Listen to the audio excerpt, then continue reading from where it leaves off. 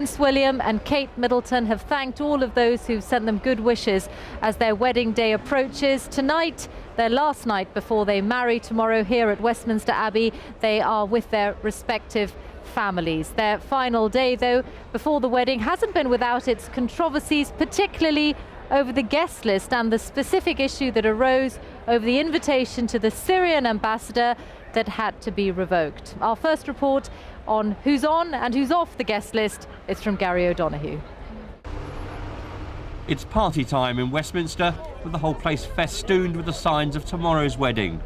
But underneath the flags and the bunting, a storm has been brewing over the guest list, and especially an invitation to the Syrian ambassador, at a time when demonstrators are dying on the streets of Damascus. But after pressure, that invitation has now been withdrawn. The ambassador says he's not unhappy.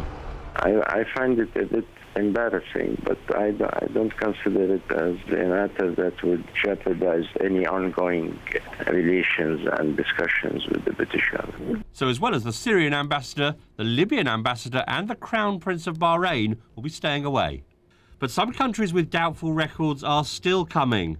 So the ambassadors from North Korea, from Iran and from Zimbabwe will be there. The ambassadors you invite to events like this are from those countries with whom you have diplomatic relations, and it is a rule which exists almost without exception. While the Foreign Office has struggled with the diplomatic invites, a separate row has blown up over the political guest list.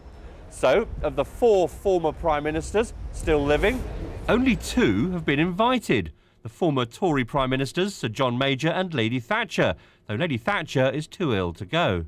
But former Labour Prime Ministers Tony Blair and Gordon Brown haven't been invited. The reason? They're not Knights of the Garter, one of the highest civil honours. It's just a mistake, and it had not, the consequence of sticking to the Knights of the Garter had not been thought through, that it would exclude the 2 most recent former Prime Ministers. I don't think anybody is seeking to defend that. I'm quite sure it wasn't a conspiracy. But in 1981, when William's father, Prince Charles, married the then Lady Diana, all surviving Prime Ministers were invited, and not all of them were Knights of the Garter. It does look strange that 2 former British Prime Ministers haven't been invited, but it's not a state occasion, it's a private event, and William and Catherine don't know Tony Blair and Gordon Brown. These confusions over the guest list have been distracting. Not surprising, perhaps, when the wedding is both private family event and official occasion. Gary O'Donoghue, BBC News, Westminster.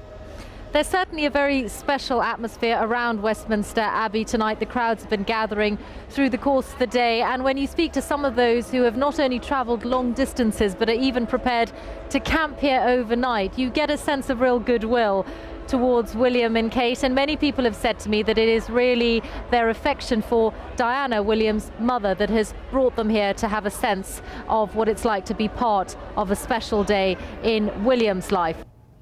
Michelle Hussein there outside Westminster Abbey, and don't forget that you can find complete coverage of the royal wedding at our website. We are the home of the royal wedding. There you will find all the latest news and features, including a guide to who is on the wedding invite list, and from foreign royal families to politicians and celebrities. So do stay with us here on BBC World News for continuing coverage of Friday's royal wedding.